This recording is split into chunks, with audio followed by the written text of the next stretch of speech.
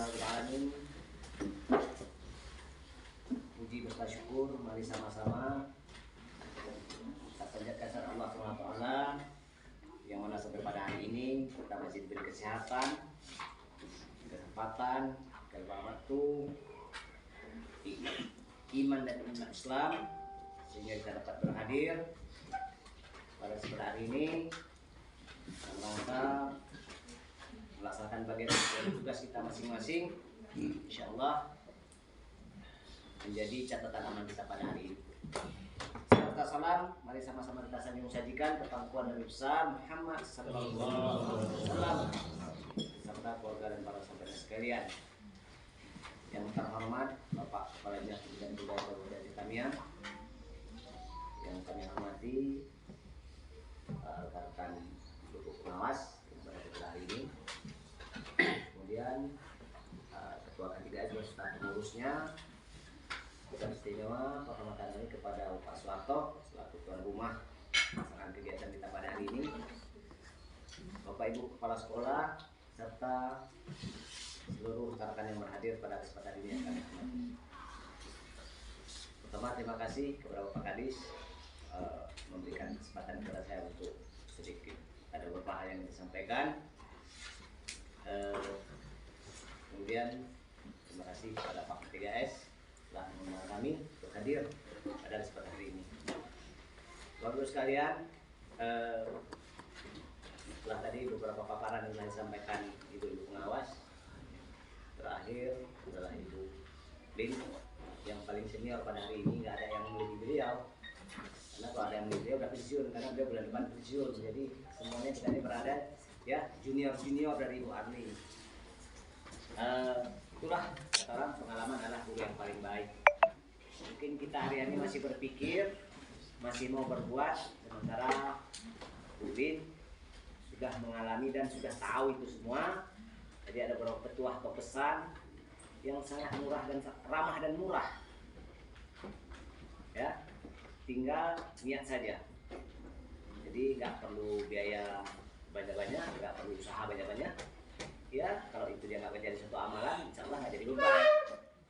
Mudah-mudahan pesan dari Bu Lin ini, terutama pada diri saya pribadi, mungkin kita semua, ya, saya pun baru hari dapat obat itu, insya Allah mari sama-sama kita niatkan, ya.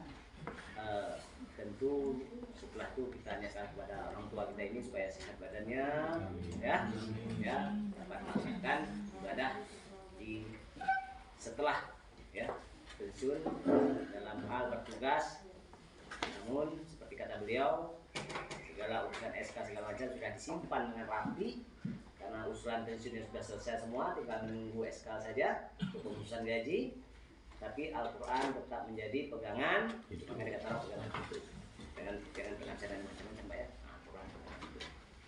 Bapak Ibu sekalian, perlu saya sampaikan yang pertama terkait tentang pada sampaikan Ibu Pengawas tadi terkait dengan BOS, karena tadi Ketua Tim BOS Kabupaten telah rapat dengan seluruh pengawas bahwa beliau telah menekankan bahwa SPJ tahap 2 itu diberikan durasi waktu mulai tanggal 5 sampai tanggal 15 ya. Hari ini sudah tanggal 15, tapi alhamdulillah baru 2 sekolah yang masuk ke seluruh kabupaten. Nah, jadi sedang mengingatkan ya. Jadi ada beberapa sekolah keterlambatan itu ada kaitannya bukan di sekolah, tetapi ada di kelompok kerja kepala sekolah. Sehingga mau dijilid masih ada SPJ yang tercecer. Jadi mohon pengurus K3S untuk disikapi itu. Karena nanti mungkin ada lembaran-lembaran SPJ yang lain belum siap, karena dari K3S belum siap, ya muncul di K3S saja, mungkin lembaran ini juga belum ada. Tapi karena ini laporan sudah diberikan limit waktu, mohon kawan-kawan untuk disikapi. Kalau mau selesai, antar terus, ya. Kalau atau gini, kadang-kadang ada prinsipnya nggak usah cepat nanti hilang, bawa aja ke ekspedisi Bapak Ibu. Kalau udah ke ekspedisi Bapak Ibu bawa, hilang SPJ, yang penting ekspedisinya ada, siapa yang benar tanggal berapa, itu jadi suatu kekuatan. Jangan nanti cepat kali ngantar hilang Pak, kata yang cuan. Nah, siasati dengan bawa ke ekspedisi. Sebenarnya itu wajib ya digunakan supaya jangan dikatakan sekolah belum mengirim surat atau apa, ya. Jadi kemudian bagi kawan-kawan yang kemarin waktu monepos ada kekurangan-kekurangan atau yang belum selesai, itu kami mendorong pengawas-pengawas pembinanya untuk mengingatkan. Karena nanti kalau ada diingatkan pengawas pembinanya tidak digubris atau tidak direspon, maka turun lagi tim monet kabupaten. Nah, jadi kalau nggak mau mengundang lagi tamu-tamu yang datang ke sekolah yang membuat Bapak Ibu repot, selesaikan saja apa yang belum selesai dan dengarkan arahan pengawas pembinanya. Ya. Nah, kemudian selanjutnya terkait tentang rapor satuan pendidikan. Kalau sudah bisa dibaca, diselesaikan tugas-tugas kemarin mulai dari identifikasi, refleksi dan benahi. Mudah-mudahan kalau ada dapat masalahnya nanti nggak pun bisa masuk 2023, bisa masuk 2024. Ya, karena jangan dibiarkan begitu saja. Ada kaitannya dengan yang disampaikan Usparna tadi tentang akreditasi sekolah. Kan masih sudah keluar namanya pra-akreditasi. Itu menunggu nilai Bapak Ibu. Yang sudah terdaftar pra-akreditasi, jika rapor satuan pendidikan 2021 ke 2022 itu menurun, maka jadilah dia. Nggak pra lagi. Sudah akreditasi. Itu yang sudah terdata, apalagi yang belum terdata. Yang sudah terdata itu memang dipantau betul itu. Jadi sekarang Bapak Ibu tinggal berharap kepada siswa yang 30 orang atau seberapa jumlah yang kurang dari 30. Survei lingkungan belajar telah selesai. Tinggal berharap pada AKM dan survei karakter. Jadi kalau kemarin guru-guru atau kepala sekolah yang isinya suka-suka, ini berharap kepada anak, itu hanya bagian dari penilaian. 100 pun semua nilai anak, tapi waktu guru dan kepala sekolah mengisi surveinya suka-suka, nggak akan mungkin naik nilainya itu. Tapi tinggal berdoa, kepala sekolah dengan guru tinggal berdoa. Usaha sudah. Apa usahanya? Berpulang kepada Bapak Ibu masing-masing. Tinggal kita tunggu nanti anaknya AKM dan survei karakter. Karena yang dinilai kemarin disuruh benah itu hanya 5. Dikatakan, saya ulang lagi. Yang pertama literasi, numerasi, karakter, iklim keamanan sekolah, dan iklim kebinekaan. Itu semua unsur itu pernyataan-pernyataan muncul dalam Sulingjar Bapak Ibu kemarin.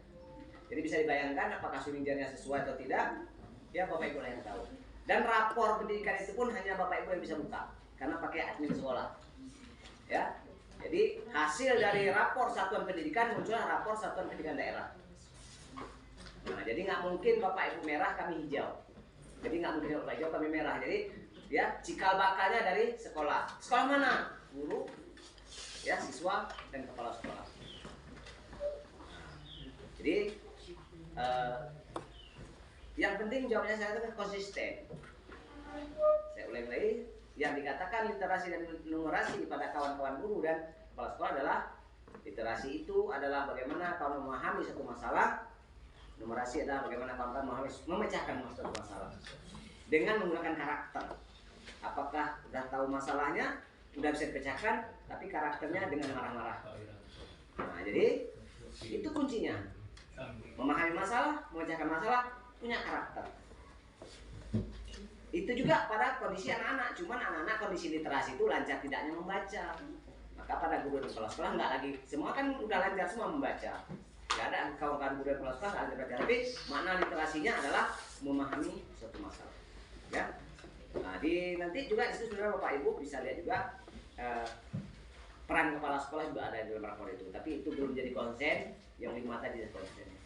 Ya, itu juga nanti pada pertanyaan pada anak-anak. Terkait perundungan dan pelecehan seksual tinggi, saya ulangi lagi, mindsetnya bukan kontak fisik Bapak Ibu. Mindsetnya bukan kontak fisik.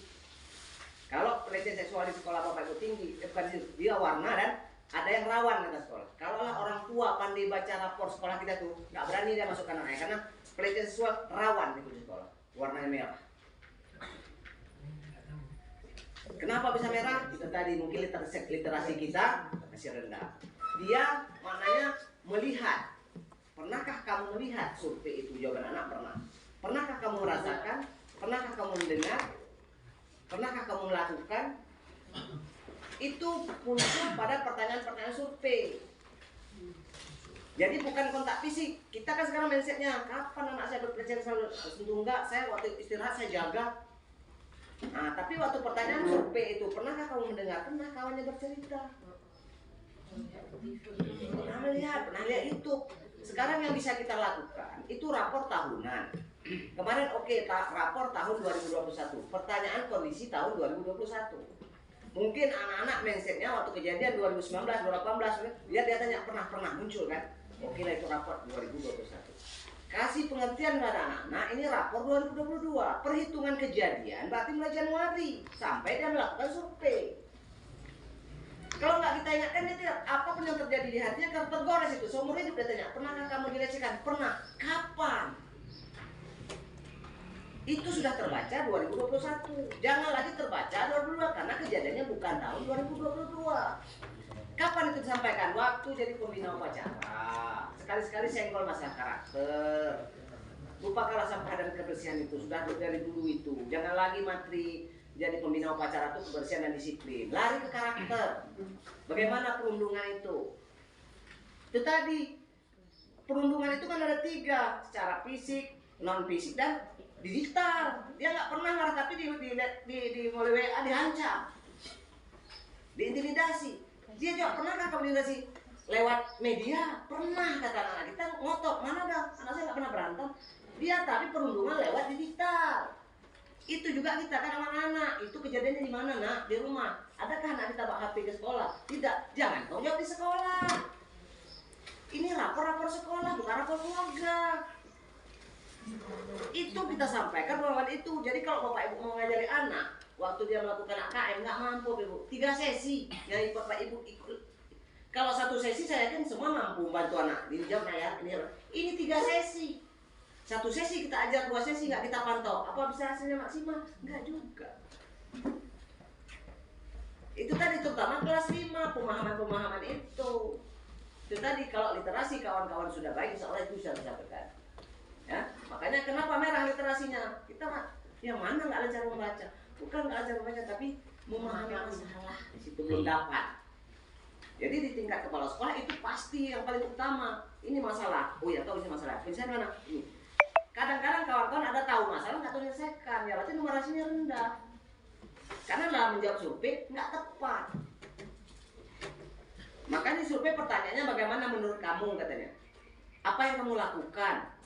Seandainya seorang guru kejadian begini, seandainya seorang dari situ kalau kita nggak mampu menangkap apa yang ditanya, berarti nanti itu di literasinya rendah dan tahu ini tapi masalah yang kita ambil nggak cocok, nanti di rapor juga numerasinya rendah. Nah, begitu cara memahaminya supaya tahu masalahnya. Tapi maka saya katakan bapak ibu kita berdoa karena sudah melakukan itu semua. Ya, tinggal berharap pada anak. Oke, kemudian yang satu lagi saya sampaikan terkait tentang sekarang ini kan ada setiap akhir tahun kita rapat rehab, ya, baik itu dari sumbernya APBK, sumbernya DAK, sumbernya Otsus. Kawan-kawan kepala sekolah harus bisa memahami itu supaya kalau ada wali murid atau komite bertanya bisa dijelaskan. Yang pertama terkait tentang yang dapat dana Otsus. Itu adalah pembangunan atau rehab-rehab di atas 500 juta. Jadi kalau ada yang bertanya, kita kok nggak dapat Otsus? Yang mau kita ajukan proposal itu tidak mencapai 500 juta. Jadi itu tidak masuk kriteria menggunakan dana Otsus atau DOKA, dana alokasi khusus Aceh. Biasanya pembahasan DOKA namanya, kalau kita sering sebut Otsus, otonomi khusus. Jadi kalau yang bangunannya di bawah 500 juta itu tidak bisa masuk ke Otsus. Kemana lagi? Ada DAK. DAK punya kriteria harus lebih dari 40%. Kalau di bawah 40% ditolak juga dengan kementerian. Kadang cuma pelapornya jebol-jebol, rontok semuanya, ya. Minta Otsus, kan nggak kena kan? Minta DAK, nggak kena kalau cuma pelapor aja rusak, nggak mencapai 40%. Jadi jangan diprovokasi lagi komitenya atau orang tua. Udah saya usul Pak, nggak dapat. Kita sendiri nggak memahami yang mana yang bisa dimasukkan anggaran itu. Jadi mengurangi provokasi terhadap wali murid. Mungkin ada wali murid kita anggota dewan kah, mungkin wali murid kita bekerja di Bapeda, mungkin mereka kan tidak langsung memahami itu. Jadi dituding dinas terus, nggak peduli. Sekarang kalau bapak ibu paham semua itu gampang saja Pak, udah tahu sih Pak. Tapi ini Pak, kerusakan kita nggak mencapai sekian persen. Jadi kalau kita nggak dapat otsus juga nggak bisa Pak, karena itu 500 juta berdasarkan informasi. Yang mana yang bisa? APBK dan ada kabupaten. Jadi kalau ada saudara-saudara atau bapak-bapak atau ibu yang kenal dekat dengan mintalah itu. Jadi kalau ditanya kenapa nggak pakai otsus kan kenapa? Nah, bapak ibu bisa menjelaskan. Jadi mengurangi pemahaman yang sesat. Ya, datang wartawan itu ya, iya kan udah usul tapi nggak dapat. Kan meraba kemana-mana ini. Saya ada 3 sumber, masa otsus nggak dapet, DAK nggak dapet, APBK nggak dapet. Berarti dinas nggak peduli sama ibu ya? Iya. Ibu sendiri nggak paham yang mana itu bisa dimasukkan. Kalau itu bapak ibu bisa sampaikan, insya Allah misinformasi antara wali murid, wartawan dan siapa-siapa agak berkurang. Ini kan semuanya nyerang nih. Kepala sekolah juga, kami udah usul ini proposalnya. Oh iya dapat, udah 2 tahun usul lagi. Yang diusul setelah penermu minta nilai DAK. Gimana cara masukkannya? Minta otsus, gimana masuknya? Yang bisa APBK melalui Bapak Ibu Dewan terhormat di kabupaten. Itu yang bisa dilakukan. Jadi kalau pemahaman itu dapat dilakukan, dapat dipahami, insya Allah kesenjangan misinformasi itu siapapun datang, Bapak itu dengan gayanya bisa menjelaskan. Nanti kepala sekolah yang memahami bagaimana manajemen mengurus sekolah. Ya, bagus. Nah itu saja untuk sesi tanya jawab karena pakai sudah berbicara, saya ambil 30 menit. Kalau ada hal nanti bisa kita berkomunikasi di lain situasi atau nanti diselesai ini sampai macam untuk pertanyaan segala macam. Tapi itu yang perlu saya sampai hari ini, izin Pak Kadis itu yang saya sampaikan. Mungkin nanti kalau koreksi siap untuk diarahkan. Terima kasih. Akhirnya assalamualaikum warahmatullahi wabarakatuh. Assalamualaikum warahmatullahi wabarakatuh. Alhamdulillahirrahmanirrahim. Wassalamualaikum warahmatullahi wabarakatuh. Segala puja dan rasa syukur paling disampaikan kepada Allah Subhanahu wa taala dan karunia-Nya dan diberi kesempatan kesehatan untuk hadir di SD Karangjadi. Kemudian selawat dan salam kita sampaikan kepada junjungan kita Nabi besar Muhammad sallallahu alaihi wasallam dengan petunjuknya dan dengan warisannya kita bisa hidup dalam suasana Islam. Yang saya hormati Bapak Kabir, Ibu pengawas, Ibu Kemakan, kemudian panitia, kepala sekolah SD Karangjadi, K3S, Bapak Ibu kepala sekolah. Saya hari ini sebenarnya tidak mau cakap, saya ingin Ibu yang cakap. Terus saya cakap aja, datang kepada dinas asik. Hari ini saya mau nggak cakap, saya mau tanya Bu Dewi apa yang buatnya selama saya beberapa kali berlatih di sekolah itu apa yang coba Ibu Dewi. Belakangan ini ya Pak, setelah yang disampaikan kepala dinas apa yang udah dibuat?